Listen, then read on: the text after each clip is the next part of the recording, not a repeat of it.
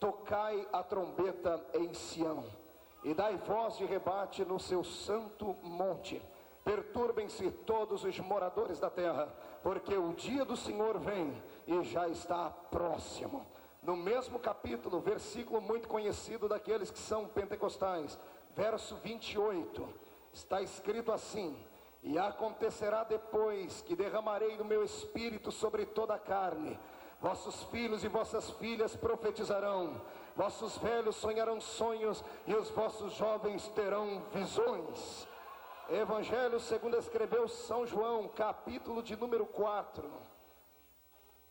do Evangelho de João, versículo de número 14. Aleluia. João capítulo 4, versículo de número 14, está escrito assim: aquele porém que beber da água que eu lhe der, nunca mais terá sede. Pelo contrário, a água que eu lhe der será nele uma fonte a jorrar para a vida eterna. Capítulo 7 do mesmo livro, e o último versículo que vamos ler, verso 38 e verso 39 do capítulo 7 de João, diz assim: quem crer em mim, como diz a Escritura, do seu interior fluirão rios de água viva. E isto disse ele com respeito ao Espírito que haviam de receber os que nele crescem, pois o Espírito até este momento não fora dado, porque Jesus não havia sido ainda glorificado. Os que podem, fechem a Bíblia, coloquem ela num canto. Os que estão de pé, pegue na mão do irmão que está do seu lado, uma vez mais, por gentileza. Aperte a mão do seu irmão com carinho até ele falar ai. Isso.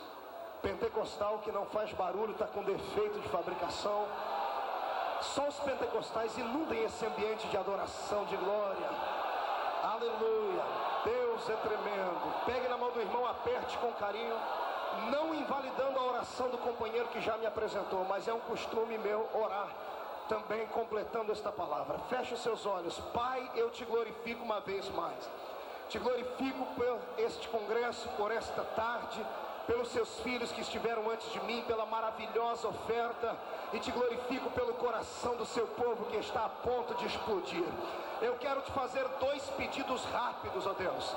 O primeiro pedido é esse: eu quero que em nome de Jesus, se porventura algum demônio desavisado, Pai, resolveu entrar aqui em Camboriú exatamente na festa dos Gideões, eu vou ser complacente.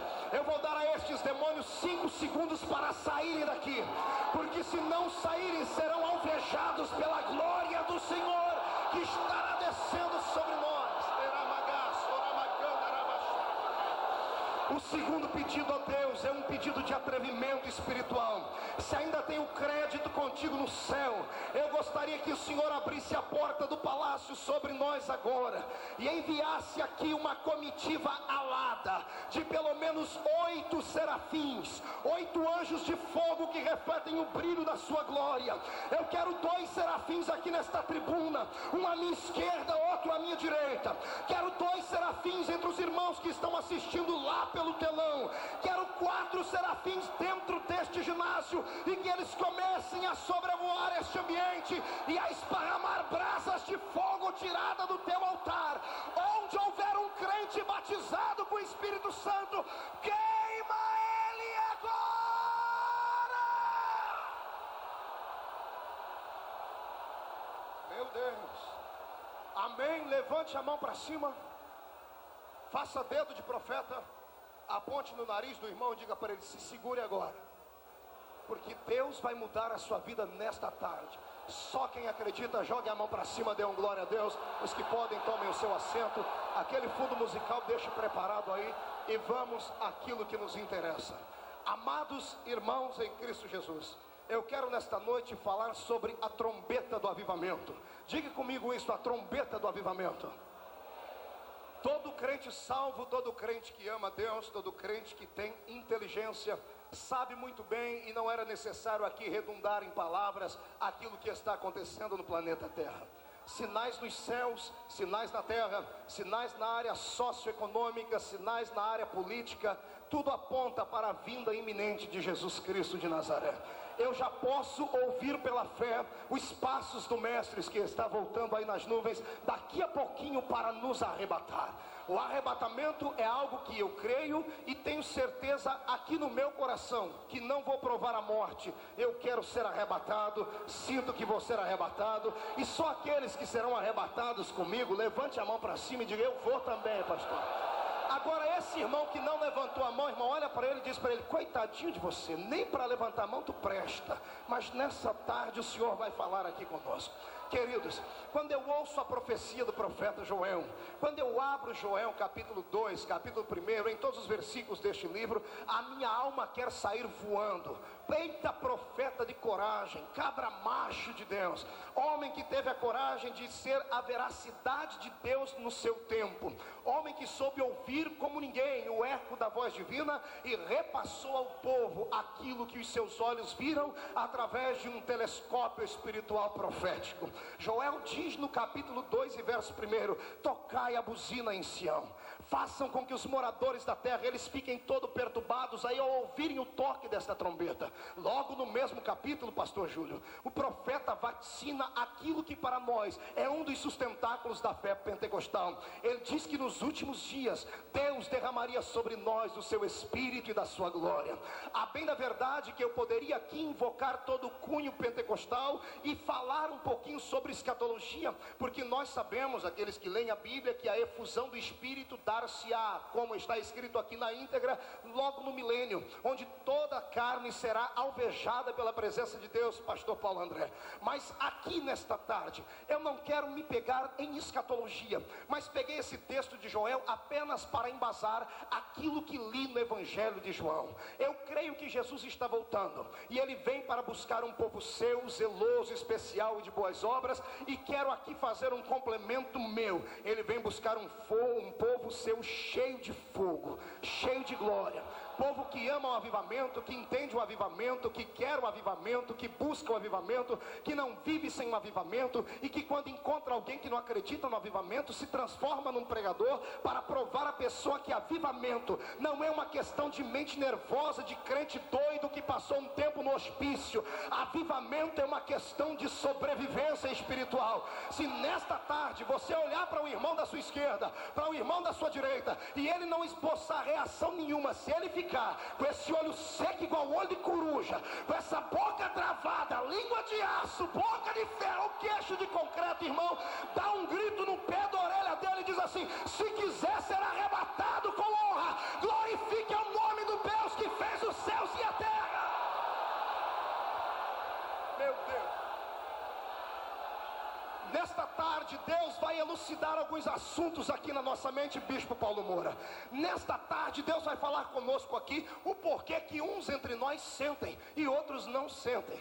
Por que o irmão da sua esquerda já falou em anjo, ele quis voar, e o da direita está dormindo, só acordou porque bateu a cabeça na cadeira da frente. Por que um irmão grita extravado, você vê até a goelinha dele mexer dentro da garganta, e o outro fica parecendo uma estátua de museu paralisada? Nesta tarde Deus vai responder, e aquele que tiver vergonha santa no rosto vai ter que, em nome de Jesus, se desconjuntar na presença do mestre e deixar o Senhor tomar a sua alma.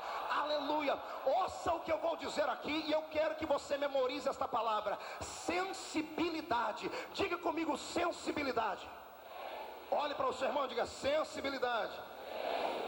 Há 2 semanas atrás, em Toronto, no Canadá, junto ao pastor Wagner, falamos sobre a sensibilidade, e o povo entendeu a mensagem. Eu acredito que você vai entender também. Queridos, eu sei que muitos devem estar pensando assim: poxa, enquanto o pastor Marco leu o livro do profeta Joel, eu entendi, porque Joel traz uma mensagem poderosa. Mas daqui a pouco ele leu no capítulo 4 do Evangelho de João a história da mulher samaritana. O que tem a ver a história da mulher samaritana com a trombeta do avivamento? Vou lhe dizer agora.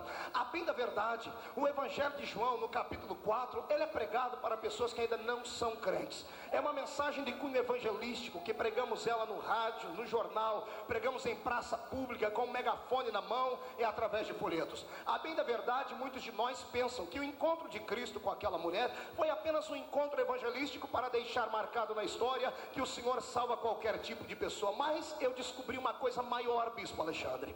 Eu descobri que o nosso Deus, quando Ele quer fazer uma coisa e quer nos dar um exemplo, Ele usa as coisas que não são para confundir aquelas que são. Antes de falar a revelação, eu quero te fazer lembrar daquela história do capítulo 4 de João. Lá vem Jesus caminhando com a sua comitiva, com a sua doce comitiva santa, junto aos seus discípulos, e Jesus estava agora caminhando já pelo deserto da Palestina, caminhando por aquele lugar quente, a terra do Oriente é muito quente, e de repente o Senhor se assenta em uma rocha, penso eu, digo eu, não diz a Bíblia, isso é um pensamento meu, e ele para debaixo de uma frondosa árvore, e os discípulos saem a uma distância da alvã, para procurarem ali um método de levarem alimento para o mestre, ou arrumar uma casinha para ele se alimentar.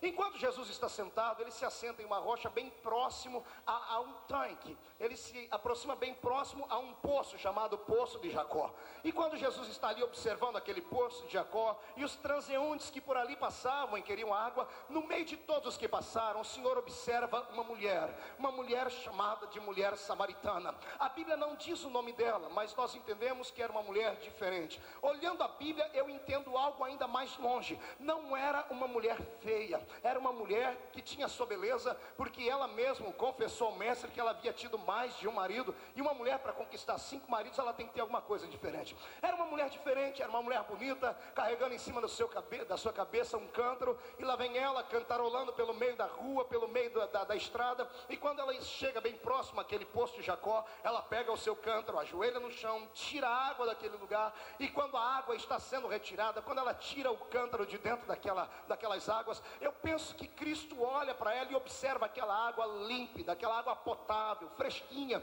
descendo pelo gargalo daquele cântaro e caindo no chão. E o Senhor estava vindo de viagem, estava com sede, estava cansado. Posso imaginar a fronte do meu Jesus banhada em suor, posso imaginar os seus cabelos os ventos brincando com os seus cabelos, e o Senhor respirando profundamente porque estava cansado de viagem. De repente, Jesus olha para aquela cena, e quando ele olha para aquela mulher e ele vê o cântaro com água, no momento ele olha para ela e diz assim: mulher, dá-me de beber, dá-me um pouquinho da sua água.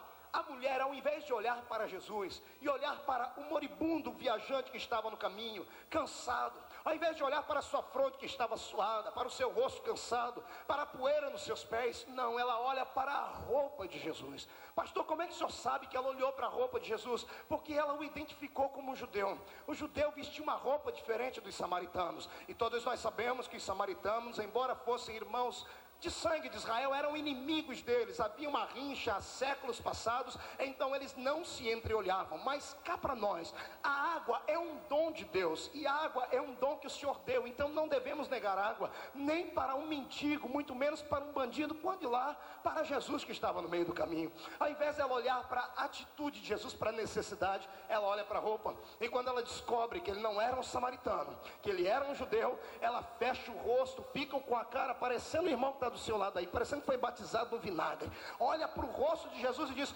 como é que o Senhor, sendo judeu, pede a mim que sou samaritana de beber? Entre outras palavras, ela estava dizendo assim: o Senhor não tem vergonha na cara, o Senhor não tem brilho no rosto, o Senhor não vê que samaritano não conversa com judeu? Ainda mais eu que sou mulher, o Senhor é um homem, estamos sozinhos, como é que o Senhor olha para mim e vem pedir água para mim? Eu posso imaginar a face de Jesus, e logo eu imagino Jesus olhando para aquela mulher e dando um sorrisinho santo, um sorrisinho não de deboche, mas de alguém que já sabia o que ia acontecer. Eu abro um parênteses aqui, só para animar os pentecostais aqui, para eles não dormirem, para lhe dizer uma coisa: Jesus, quando estava na terra, não era apenas homem, ele era homem e também era Deus. Como homem, naquele momento ele estava tendo sede, mas como Deus, ele tinha água da vida para dar àquela mulher. E como Jesus olhou para ela, e Jesus enxergava além do normal, ele olhou para ela e ele já sabia no que ia acontecer nos próximos 5 minutos. E como ele já sabia o que ia acontecer, eu imagino Jesus já dando um sorrisinho e olhando para ela dizendo: ah, mulher, se tu soubesses quem sou eu, se tu soubesses quem te pede água, você me pediria água e eu lhe daria uma água que você beberia e nunca mais viria a tomar sede.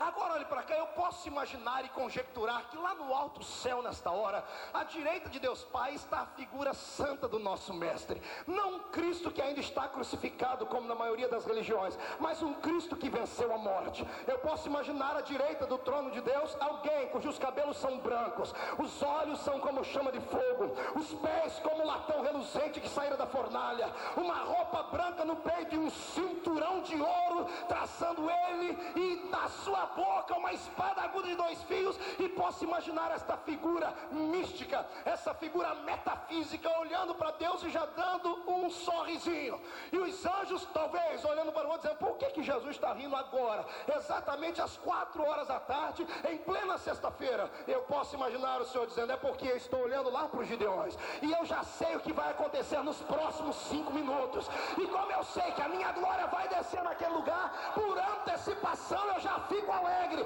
Só quem acredita nessa conjecturação desse pregador, por gentileza, jogue a mão para o céu e dê glória a Jesus. Aleluia. Mulher, eu tenho uma água para lhe dar, que se você tomar dela, você nunca mais terá sede. E outro sim, reticências. Esta água vai brotar dentro do seu interior em forma de uma fonte. Diga comigo: fonte. Não, eu não ouvi. 1, 2, 3. Só os homens. 1, 2, 3. As mulheres. 1, 2, 3. Todo o povo para memorizar. 1, 2, 3. Como você é inteligente, pegue a palavrinha fonte e coloque num canto do seu cérebro e deixe-me falar na sequência do texto. Daqui a pouco nós voltamos aqui. 3 capítulos depois, eu não sei quantos dias depois, se foi uma semana, se foi um mês, eu sei que não deveria ter passado muito tempo. Está Jesus no capítulo 7, tendo um diálogo agora com os seus discípulos. Olhando ele para os seus discípulos, penso eu que os discípulos estavam olhando para Jesus em silêncio, um olhando para cá, todo ressabiado, Pedro com um bico desse tamanho, João, que era o mais emotivo, com a mão no bolso, chutando pedrinha, olhando para Jesus e fazendo... Você já viu aquelas crianças mimadas, que quando quer alguma coisa e o pai não dá, ela fica assim... É desse jeito. Eu imagino o João desse jeito, eu imagino os outros discípulos olhando e conversando longe, e Jesus olhando para eles e logo pensando: o que esses meninos têm? O que é que aconteceu com eles, que eles estão cada um à sua maneira, no seu pensamento? Eu imagino Jesus chegando neles, falando: o que é que deu em vocês? E eu penso que Pedro se levanta, porque era o mais afoito de todos. Pedro diz: Senhor, eu vou tomar a palavra, porque eles aqui não têm coragem. Eu tenho. O Senhor fez uma coisa esses dias que deixou a gente um pouquinho triste. O que é que eu fiz, Pedro? O Senhor olhou para uma mulher samaritana, uma miserável de uma samaritana, uma desgraçada de uma samaritana, e o Senhor profetizou para ela, e o Senhor ainda prometeu para ela que se ela cresce, ela iria beber uma água que nunca ia ter sede, e do ventre dela ia nascer uma fonte. E Jesus diz: mas foi isso que eu fiz mesmo? Por que vocês estão assim? O Senhor falou isso para uma mulher que o Senhor nunca viu, e nós estamos com o Senhor há tanto tempo, e o Senhor nunca prometeu nem uma gotinha de água para a gente.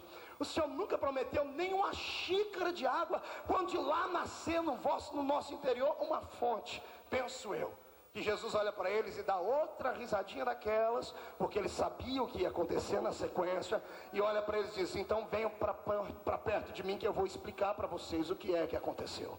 Queridos, quando eu encontro uma pessoa que não me conhece, eu dou a ela o ponto de partida para uma experiência poderosa. Eu dou a ela o princípio da minha manifestação.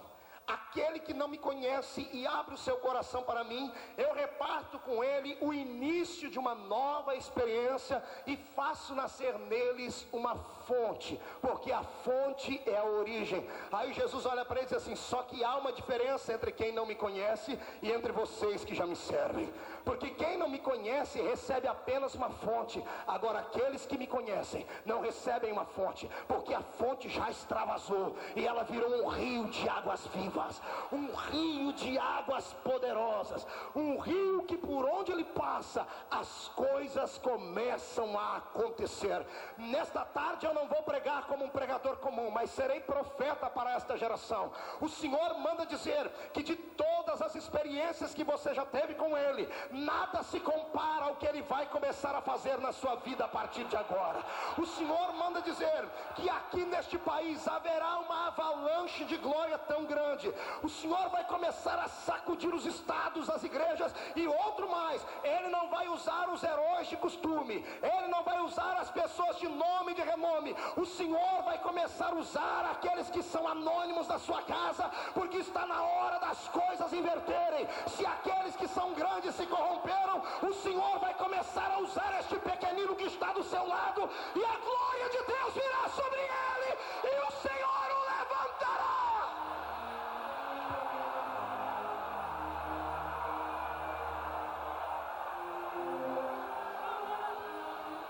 Só quem crê nisso, levante a mão para cima e adore ao Senhor.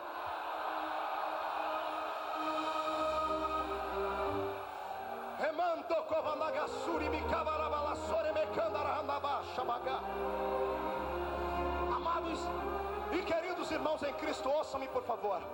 Fazem 16 anos que eu comprei uma briga com Satanás, e mesmo estando às vezes convalescido, às vezes estando prostrado no chão, às vezes saindo machucado, cheio de feridas, o Senhor tem me colocado de pé. E enquanto Ele me der saúde espiritual e saúde física, vou eu vacinar contra todo tipo de frieza, contra todo tipo de corrupção eclética, contra tudo aquilo de mal que Satanás soprar contra a igreja. E nesta noite o meu desejo é que do Espírito que o Senhor me deu, Ele reparta com pelo menos todos os que estão aqui, para que esta nação conheça o poder da glória que há na sua vida. Eu comprei uma briga com Satanás. Eu não admito chegar em uma reunião, em um culto, seja ele onde for, e encontrar meia dúzia de pessoas que são frias, que são calculistas, que são pessoas que só enquanto estão pregando ou cantando que glorificam a Deus, e quando seu companheiro está pregando não ressaltam. Eu não aceito esse tipo de cristianismo que você tem, que você só sente Deus quando acha que tem que ser. Deus vai quebrar essas coisas.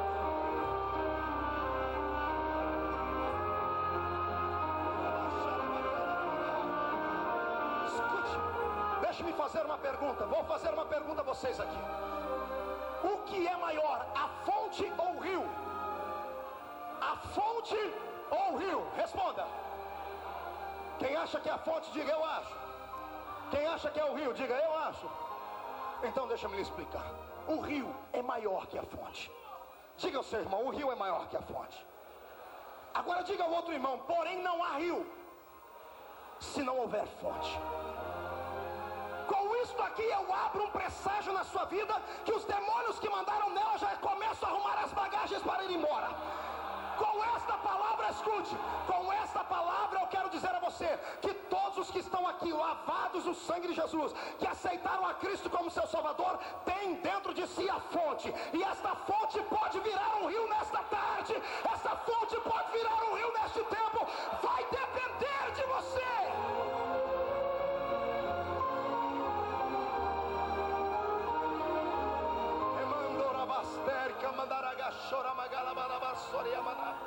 Levante as duas mãos para cima e abra elas. Eu já vou pregar daqui a pouco, mas eu estou sentindo uma comunhão muito grande com o Espírito. Espírito Santo, eu quero agora que tu sopres uma brisa aqui, querido. Onde houver uma mão levantada, derrama sobre ele um bálsamo nesta hora. E onde houver um crente que quer sair da fonte e entrar no rio, que quer ter uma vida transmutada em uma vida de glória, onde ele estiver, impacta a vida dele já!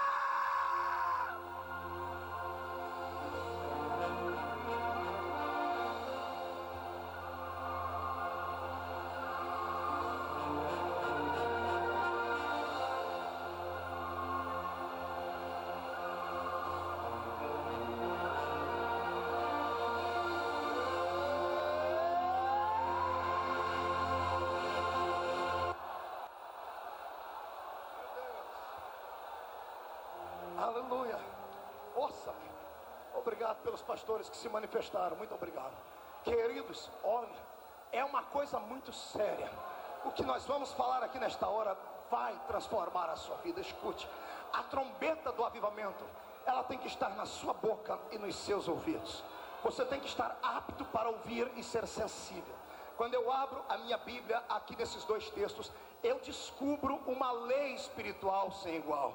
Não existe aqui entre nós pessoa que não possa ser usada por Deus. Deixa eu lhe dizer uma coisa, durante 16 anos pregando por aí, pastor Leão, durante 16 anos ministrando, quantas e quantas vezes eu não vi pessoas chegarem diante de mim e me disserem assim: pastor, o senhor tem que entender uma coisa, o Espírito Santo respeita a personalidade da pessoa. O Espírito Santo, ele trabalha em cada um segundo o sentido do seu próprio intelecto. Só porque Freud disse que uns entre nós é fleumático e que outros são expansivos e sanguíneos, algumas pessoas dizem e conjecturam assim: assim: eu sou uma pessoa introvertida, portanto não posso ser extravagante como são esses que pulam, saltam e plantam bananeira.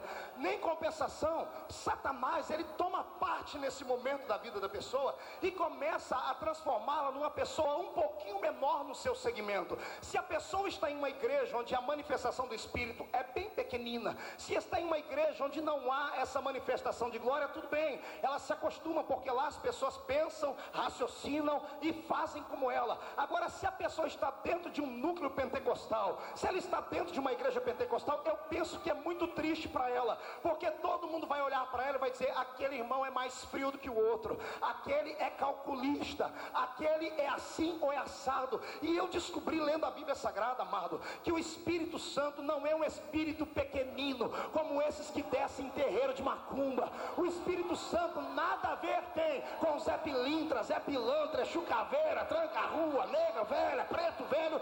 O Espírito Santo não é espírito pequenino para descer no coração de pessoas que se chamam de cavalo, não. Ele é poderoso, ele não é um espírito assim, ele é o Espírito de Deus. Não desce sobre cavalo, desce sobre a ovelha do pasto do sumo pastor. Ele só se aposta daqueles que querem. Ouça o que eu vou lhe dizer aqui: este Espírito de Deus, ele é claro, ele não pode forçar a barra. O Espírito Santo não força a barra. O Espírito Santo é um cavalheiro, é um gentleman, é amigo, ele é dócil, ele é frágil, é sensível. O Espírito Santo chega numa reunião como essa nossa, e ele não pode pegar uma pessoa na marra, ele não pode sacudir a pessoa na marra, porque senão ele infligiria uma lei espiritual que Deus não pode fazer, que é abusar do nosso livre-arbítrio. Amado, o Espírito Santo só se apossa, só credencia, só usa pessoas que querem ser usadas, pessoas que não tenham vergonha de ser usadas, pessoas que não tenham medo do que vão dizer as outras pessoas, pessoas que querem Deus e o resto é Baal, pessoas que estão aqui, não importa o tamanho do anel de formatura que tem no dedo, não importa o tamanho da igreja que está dirigindo, pessoas que querem fazer a diferença neste século. Existem dois tipos de pessoas entre nós, e eu sempre digo isso: aquelas que influenciam e aquelas que são influenciadas. É você quem decide quem você quer ser hoje. Quer continuar sendo Maria vai com as outras, você sempre será lá atrás um esquecido. Agora, se você quiser fazer a diferença, primeiro, convide o Espírito. Segundo, esteja preparado para apanhar, porque árvore que não tem fruto não recebe pedrada. O Espírito só usa homens e mulheres de coragem, só enche pessoas que querem. Dá uma olhadinha.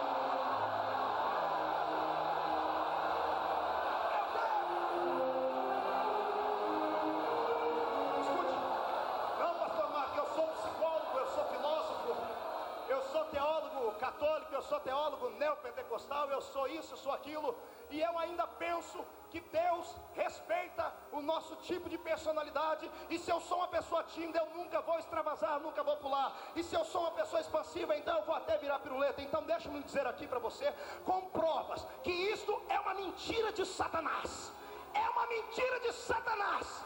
Deus não usa uma pessoa porque ela é expansiva, ou deixa de usar outra porque ela é tímida. Vou te explicar o porquê.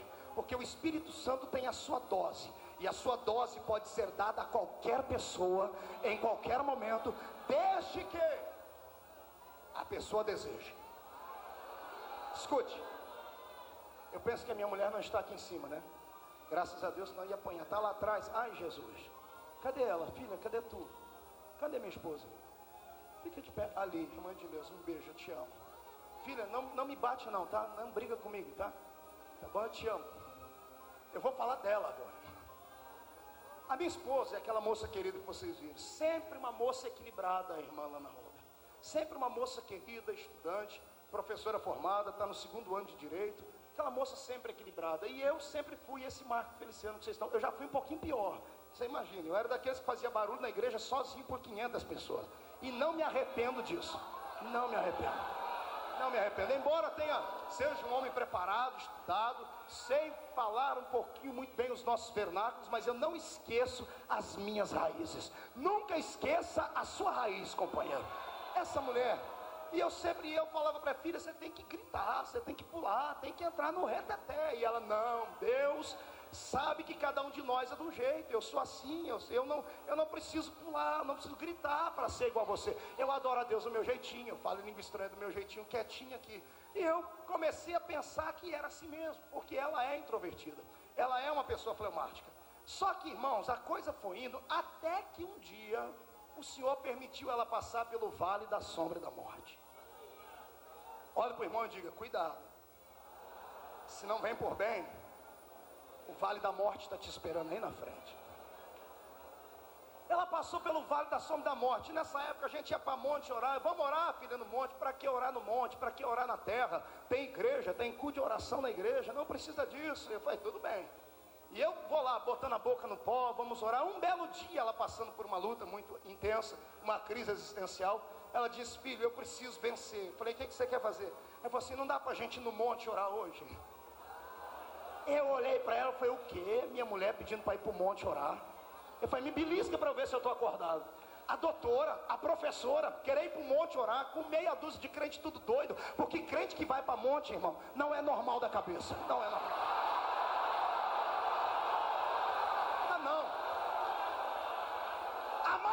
Se você tem uma igreja que tem um banco perfeito, tem um som perfeito, tem ar-condicionado, tem de tudo, as pessoas são bonitas, tem logo depois lá fora tem uma cantina, você pode orar dentro da igreja. Agora você pega esses crentes, vai tudo no meio do mato, orar no meio do barro e sai de lá parecendo um tatu. Amados, é só Deus para levantar uma raça dessa nesse país. Aí sabe o que nós fizemos? Fomos no monte orar. E você já viu para ir em monte orar? Lá não era bem um monte, era uma fazenda. Então a gente tinha que pular uma cerca. E lá vai a gente acostumado, já pula cerca. Aí, e aquela cerca que tinha lá para entrar dentro de um vale que nós fizemos lá. Aí uma luta tremenda. E lá vem a doutora, né? Toda cheia de não me toque, pele limpinha, bonitinha, usando os creminhos dela, aquelas coisas. Tivemos que ir em dois, pisar de cá e levantar, porque ela não queria esbarrar nem nas flores que tinha lá, nem nas árvores. E aí quando nós chegamos no lugar que a gente orar, você sabe quem aqui já foi em monte orar? Levanta a mão aí. Entenderam o segredo disso aqui? Entendeu aí, pastor? Você que não deixa o seu membro ir orar no meio do mato, porque tem medo de se dividir, de orar para Deus tirar você de lá. Querido, quem te colocou foi Deus, então deixa o povo buscar.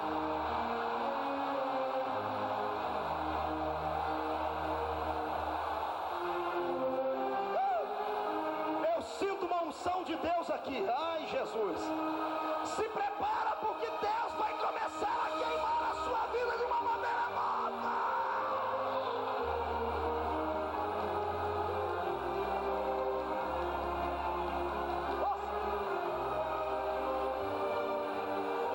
Escute, todo mundo que vai orar no monte tem uma árvore pessoal. Cada um tem uma arvorezinha dele. Quem tem a sua arvorezinha lá no monte? A gente encosta nela, cantor Elias Silva, e ali a gente deixa todas as mágoas. A gente ora para Deus, mas a gente libera no tapa, no chute, e Deus, eu quero a minha bênção. A minha árvore lá no monte, quando eu vou chegando, ela começa a chacoalhar longe, irmão, porque ela sabe que eu só vou para lá quando o negócio está sério, meu. E aí quando nós fomos lá, cada um escolheu o seu cantinho, no meio da penumbra, ninguém enxerga muito direito. E eu vi que a minha esposa, toda na dela, né, arrumou uma toalhinha, trouxe um lençolzinho, colocou no chão, ajoelhou quietinha. Todo mundo começou a gritar, a orar, e ela quietinha. E eu entrei no manto, né? E quando eu estou lá no reteté de Jesus, eu comecei a ouvir a adoração daqui, grito dali. E a gente já conhece o grito de todo mundo que está no monte. Só que de repente, no meio daquela turma toda, eu escutei uma voz diferente. Escutei uma vozinha falando: Deus, é isso que o Senhor quer? Então tá bom, eu vou dar. Será que é isso que está faltando? Então só quer ver eu gritar, só quer ver eu buscar, só quer ver eu saltar. Então ó, seja o que o Senhor quiser, eu só saio daqui quando a minha bênção chegar. Meu Deus, amados, se você nunca viu a sua mulher cheia do Espírito Santo, irmão, se prepara para sair correndo. Deus tomou essa mulher, pastor Alexandre, Deus tomou essa mulher, pastor Abílio Rocha, e ela começou a pular. Vocês conseguem imaginar aquela senhora, doutora, pulando no meio do mato, no escuro, e gritando, irmão, e dando cada rajada de língua estranha. Satanás deve ter arrumado a mala dela e mudou lá para o outro lado do continente. Começou começou a profetizar. Daqui a pouco Deus tomou em revelação, amados. Ela profetizou para todo mundo. E quando só faltava eu para ser profetizado, eu caí no meio do mato, irmão, escondi, porque eu não sou trouxa de entrar na frente da minha mulher profetizando, irmão. Ela me conhece, ela sabe tudo de mim. Eu sei que eu só voltei quando disseram, ela foi arrebatada. Cheguei lá, ela estava no chão, eu cutuquei assim, falei, tá dormindo, então agora eu posso chegar. Peguei ela, levei para carro, coloquei no carro, fomos para casa, ela dormiu. No outro dia, quando ela acordou, ela olhou para mim e disse assim, quanto tempo eu perdi? Já deu uma rajada de língua estranha e hoje a minha companheira, mulher de oração da graça, sabe o que eu aprendi? Escuta agora vem o segredo. Levanta a mão direita, cata o irmão pelo ombro e chacoalha ele, diga, escuta aí, irmão. Sabe o que eu aprendi, pastor Zé Francisco? Que o Espírito Santo independe da condição intelectual do homem para usá-lo. O Espírito Santo depende que a pessoa esteja necessitada. Se você desejar e estiver necessitado, se prepara, porque hoje você não vai pular, você vai voar. Se prepara, porque Deus vai arrancar você do chão.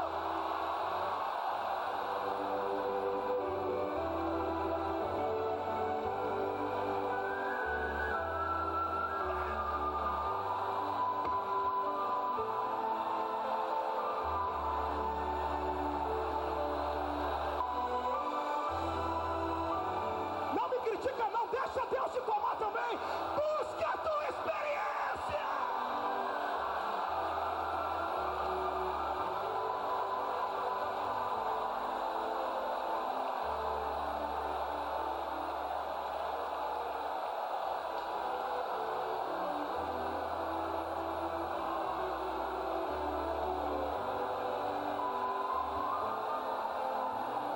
Ou da fonte. Fonte, escuta,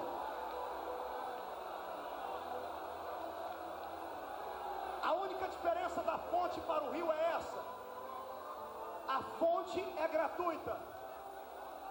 Diga comigo, a fonte é de graça. Agora o rio custa caro. Está disposto a pagar? Está disposto a pagar?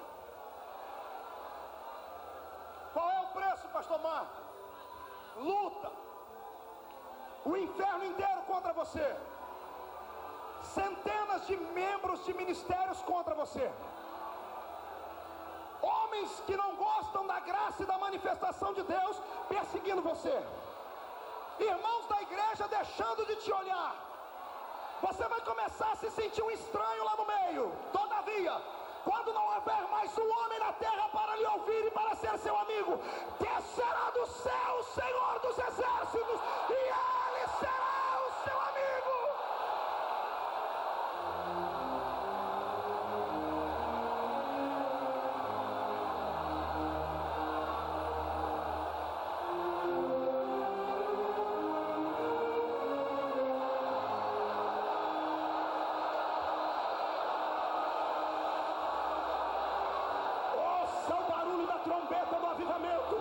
Afine o seu ouvido no diapasão do Espírito.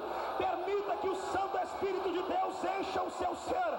Deixa ele encher sua mão de fogo, os seus pés de brasa, o seu coração de glória, o seu corpo de azeite. Deixa ele transformar você numa bomba atômica humana. Deixa ele começar a usar a você para enfrentar o inferno. Deixa Deus mudar o seu ministério.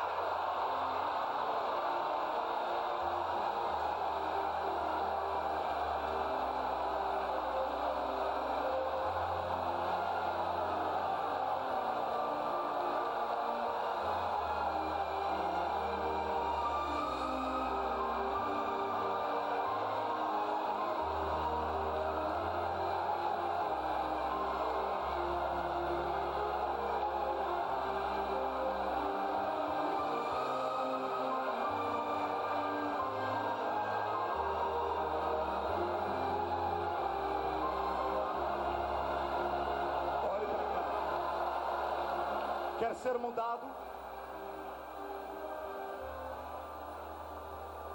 Todo homem e toda mulher de Deus que quer ser usado pelo Senhor tem que desejar o sobrenatural. Quando você olhar para o púlpito dos Gideões, e ver homens pregando, mulheres pregando como os príncipes de Deus que pregam aqui, como pregou ontem a missionária Lana, pastor Nerildo Acioli, Benhur, pastor Djalma, e grandes homens que estão aqui, o pastor Gilmar que estará pregando. Quando você ver Deus usar pastor Gesiel Gomes e todos os homens e mulheres que você vê, saiba que todos eles têm uma coisa em comum, e não é a capacidade intelectual, porque se eu tivesse 1/10 do que tem o pastor Gesiel Gomes, eu estava feito. Se eu tivesse 10% da voz que tem Lana, eu gritaria mais do que grito. Então, o que nós temos em comum, bispo que estará pregando aqui nessa festa também, se eu tivesse a unção que esse homem tem para curar os enfermos, e o Senhor mostrar o que está oculto, eu não seria o que sou, seria muito mais. O que nós temos em comum não é o que está aqui, o que nós temos em comum é o que está aqui. São homens e mulheres corajosos, são homens e mulheres que ousaram fazer a diferença, ousaram enfrentar a ira do rei e enfrentar Satanás cara a cara. Se você nessa noite quer ser usado, larga a mão de ser frouxo, larga a mão de ser Maria, vai com as outras e entra neste exército.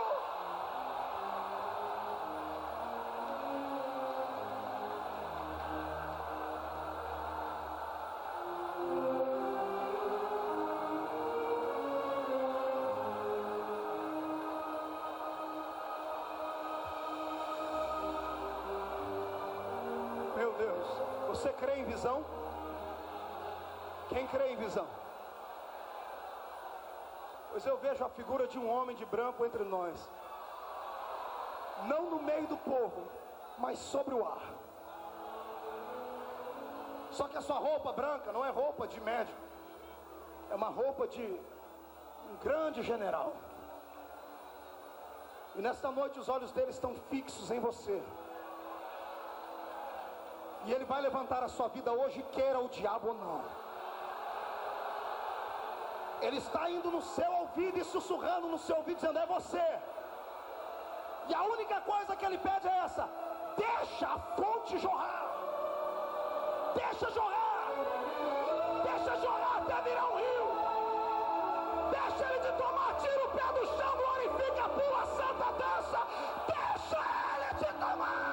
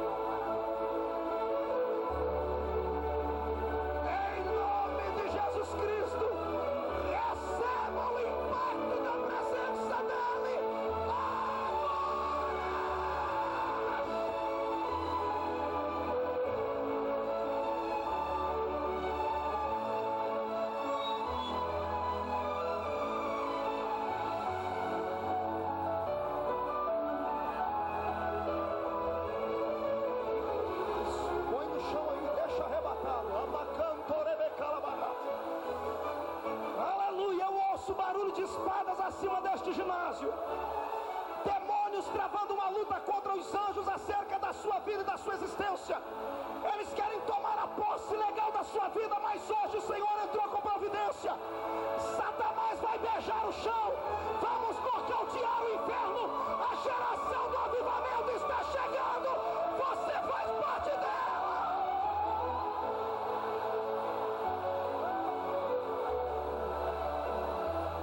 Plataforma ali, Jesus, naquela plataforma, onde houver alguém que o Senhor vai usar com poder diferente nesta hora, derrama, sacode e queima.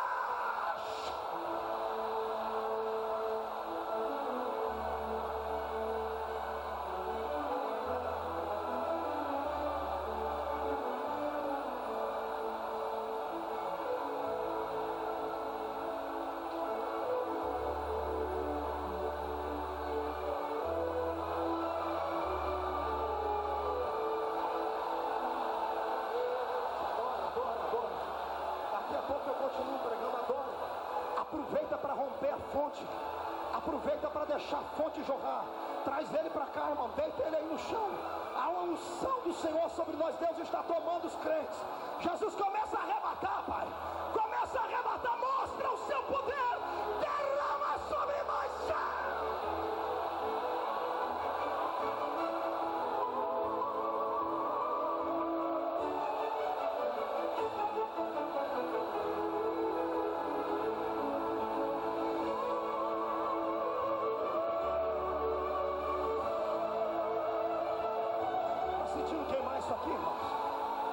Sentindo queimar isso aqui, Fabiano?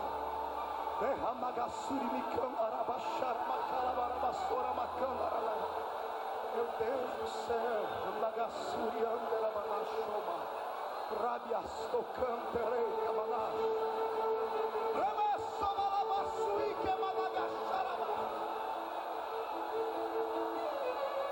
homem, é claro que eu te ouvi, é claro que eu te chamei.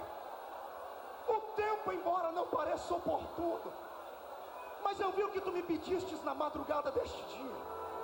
Eu te enxergo sim. Eu não lhe dei a nação como tu me pedistes ainda, porque estás em fase de preparação.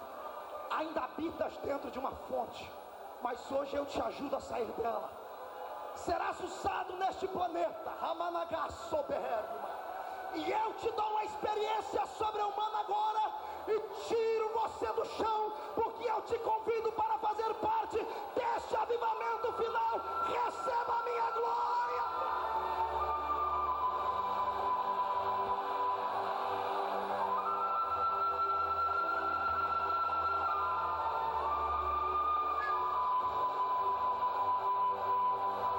Dá para dar glória a Deus aí, companheiro?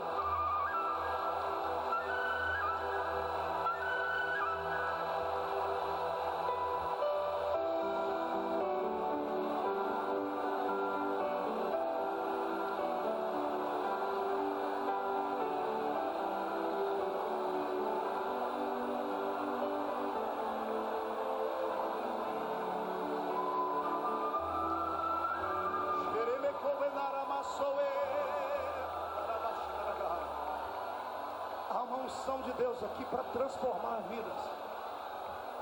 Sai de dentro do rio, irmão. Salta de dentro dele hoje para as nações. Peça. Não tenha medo. Não olhe a profundidade. Não meça. Vem. Se entrega cegamente. Há um espaço para você.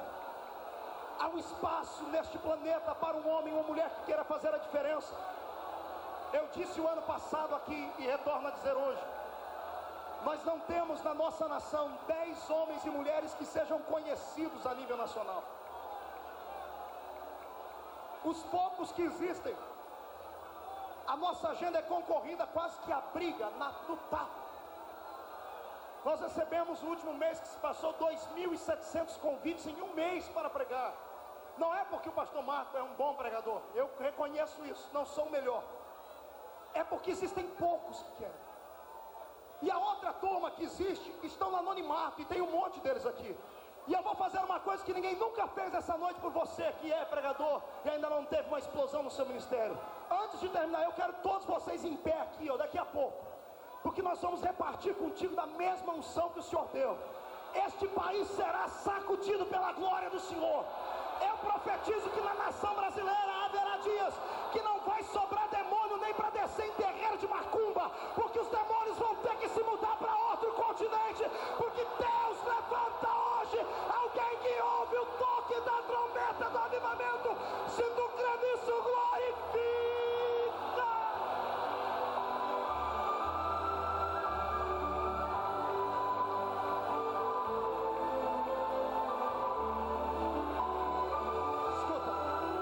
Segura um pouquinho. Podem se assentar, senhores. Daqui a pouco eu termino. Ouça. Meu Deus. Pastor Cicino, Deus está aqui. Escute aí. Pastor, é uma obrigação ser espontâneo, expansivo, saltitante, fervoroso? Não, não é. é uma opção. É você quem opta. É você quem escolhe o que você quer ser. Se você acha que o seu cristianismo está bom, Deus vai colocar um ponto final. Amém. Deus respeita você. Deus respeita o seu ministério, companheiro. Deus respeita a sua maneira de ser. Deus não vai forçar a barra. Agora, quando Deus encontra um que tem coragem, quando Deus encontra um que quer pagar o preço, que quer ser diferente, irmão, só que ninguém consegue tirar esse homem debaixo da mão de Deus mais. Deixa eu dizer uma coisa: quem está na presença de Deus, homem não pode te queimar, ministérios não podem te queimar, o diabo não pode te queimar, só pode queimar você, Deus. Pastor, mais nem menos. O que é que você é? Um homem de Deus ou um saquinho de pipoca? A quem você teme? A homem ou a Deus? Quer fazer a diferença? Enfrente o seu inimigo de cara a cara. Não tenha medo dele. Pastor, olha, o diabo tem poder, tem, mas do meu lado está aquele que tem todo o poder. Todo o poder.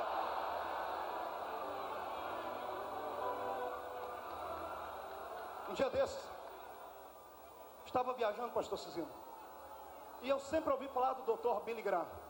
Os pregadores aqui conhecem o pastor Billy Graham? Já ouviram falar dele? A fama desse homem, o pregador mais reconhecido do século, homem que é conselheiro de reis, presidentes, o maior pregador da história vivo hoje, chama-se Billy Graham. Embora esteja com uma doença, estado degenerativo, mal de Parkinson, ainda é uma reserva moral e íntegra do cristianismo. Me falaram tanto desse homem que eu disse: eu quero vê-lo pregar. E eu consegui uma fita de vídeo dele pregando em Amsterdã, e eu fui ouvir o pastor Billy Graham pregar. Um ginásio com pelo menos 100 mil pessoas. Eu disse: deve ser um ótimo, um exímio pregador para juntar tanta gente. Aí quando chamaram o Dr. Billy Graham ao microfone, ele começou a pregar assim: meus irmãos, boa noite. Deus quer fazer uma obra na vida sua. Deus vai te usar. Ele abriu um texto de Zaqueu, e ele diz: vai Jesus andando por uma cidade, ele olha para uma figueira brava e está Zaqueu. E ele diz: desce, porque me convém pousar na sua casa. E aí ele olha para o povo e diz assim: quantas pessoas aqui estão em algum tipo de árvore? Quantos estão na árvore das drogas? Quantos estão na árvore do adultério, da prostituição, do crime? E ele vai. Amados, eu confesso, com 15 minutos eu estava dormindo na frente da fita. Eu falei: Deus, esse é o maior pregador do mundo? Eu falei: que isso? Eu me arrependi. Esse é o Dr. Billy Graham, porque o assembleiano, ele é muito metódico. O pregador tem que ser bom mesmo, senão ele não ouve. Ele tem a pachorra de dizer: eu não escuto qualquer coisa. Quando eu ouvi ele pregar daquele jeito, quando eu já ia desligar a TV, ele disse assim: eu quero saber agora quantos querem descer da árvore e se encontrar com Jesus. Porque Jesus quer ir na sua casa hoje. Assim, pastor Silvio, simples. Quando ele faz o apelo, irmãos, num ginásio com 100 mil pessoas, 60 mil pessoas descem aos gritos. Homens com brinco aqui e aqui, mulheres prostitutas, mal vestidas, pessoas doentes, vêm descendo aos prantos, aos gritos, se jogando no chão, no gramado do estádio de futebol, dizendo que queriam Jesus. Eram 60 mil homens e mulheres que não conheciam a Cristo, e ouviram um pregador simples pregar. Quando eu vi aquilo, eu disse: Deus, o que é que esse homem tem? E o Senhor disse para mim: sensibilidade, intimidade com Deus. A unção não desce pelo grito do pregador, não é pelo sopro da boca do pregador, porque pregador é homem. Maldito seja o pregador que bate no peito achando que é o bambambam de Jesus. Eu dizia isso ontem a um pregador, nós ficamos até tarde conversando, dizendo: olha, se tirar o seu conhecimento e o conhecimento que eu tenho, ou melhor, deixando os nossos conhecimentos e tirar a unção e a graça, nem se a gente pagar o povo que ouvir a gente pregar. Todo mundo fala: o que é que esse homem tem, o que é que esse menino tem que prega desse jeito, as portas estão abertas. Eu sei que eu sou um pregador simples, a mensagem não é poderosa, mas eu tenho uma coisa que muitos de vocês não têm. Eu tenho intimidade e sensibilidade com Deus. Deus está procurando alguém que queira ser sensível. Pode ser você. Outro dia, estou eu ouvindo um outro pregador pregar, Benny Hinn. Quem já ouviu falar de Benny Hinn? Ele estava pregando no estado de Connecticut, Estados Unidos. 200 mil pessoas ajuntadas. No púlpito tinha 5 padres, bem vestidos. As púlpitos de outras religiões, todos foram ouvir ele. E ele vai pregar. Ele pega o microfone e diz: irmãos, eu estou cansado, eu posso pregar sentado? Ele diz: que isso, Jesus? O pregador pregar sentado? É doido. Tirou o púlpito, botou uma cadeira e sentou. Estou cansado. E começou a pregar, mesma coisa. Jesus é assim, assim, assim. Simples, sem grito, sem extravagância, sem conhecimentos paliativos teológicos, sem coisas que vêm inundar a mente da gente, dizer: poxa, isso não é um homem, é uma máquina. Aí no meio da sua pregação ele parou, ele deu um arrepio nele, ele fez assim, e ele disse assim à multidão: quiet, please. Quiet. E ele disse: close your eyes. Feche os olhos. E ele disse: I'm feeling the Holy Ghost in here. Estou sentindo o Espírito Santo aqui. Estou sentindo 200 mil pessoas. Isso. Feche os olhos, escute. Holy Spirit, thy welcome in this way. Holy Spirit, thy welcome in this way.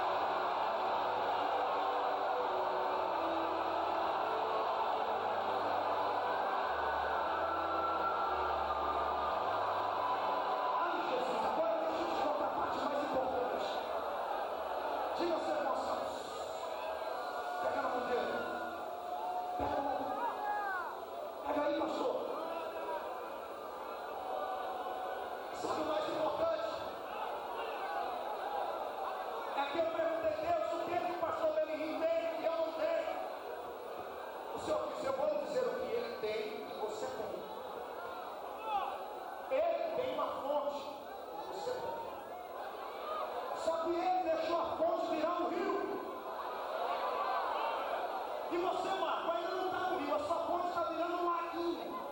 Porque a hora que virar o rio, amado, o Brasil será pequeno. Eu já conheço quase 40 nações no mundo, mas ainda é pequeno. Existem mais de 100 que eu ainda não fui. Quando o Senhor Jesus tomar você pela mão direita, não importa se você é uma pessoa estudada ou não.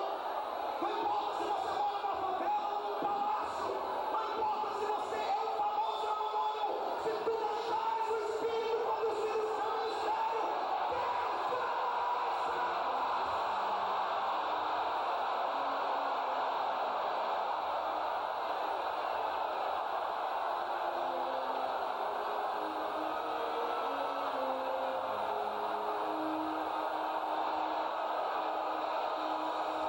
Está vindo uma onda da unção do Espírito para levantar guerreiros. Está vindo do céu uma onda de poder para levantar homens e mulheres cheios de fogo. Se prepara para ver coisas que você nunca viu, sentir coisas que você nunca sentiu. A igreja do arrebatamento é uma igreja de milagres e de poder. Só quem acredita nisso, tira o pé do chão para adorar.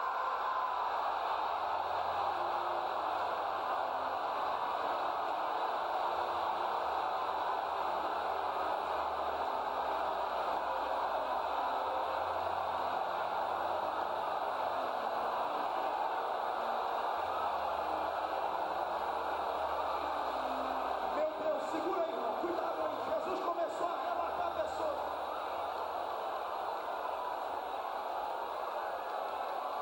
Agora escute, vamos ao fechamento do sermão. Quer que a sua fonte vire o rio? Quem quer? Levante a mão e diga: eu quero. Olhe para o irmão do lado e diz: se você não quer, o problema é seu. Diga: eu quero. E diga para ele: vê se amanhã não vai me perseguir. Porque eu vou ser aquele que Deus quer que eu seja. Só quem acredita nisso adora.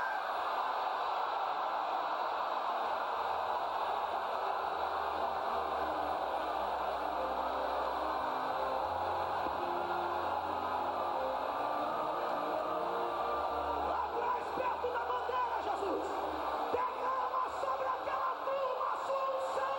Tira eles do chão.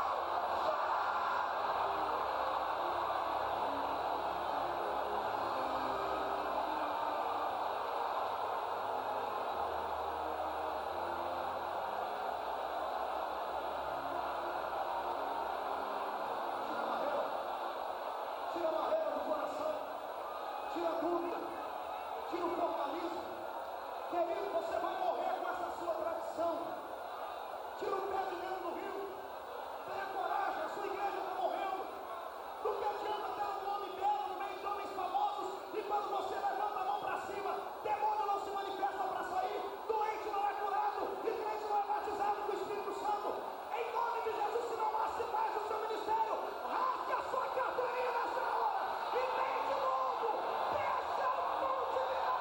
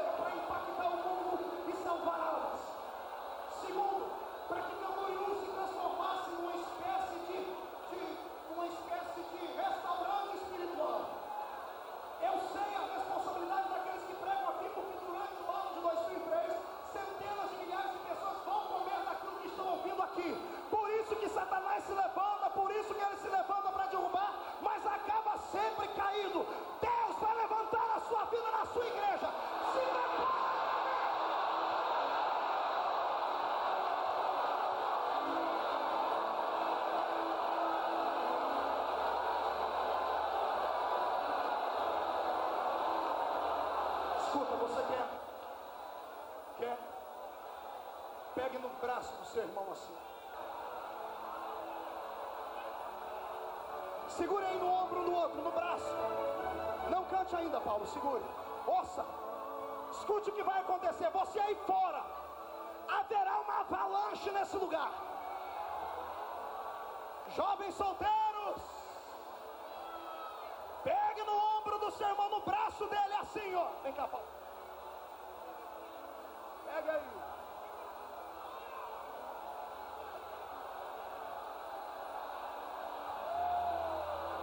Diga comigo, eu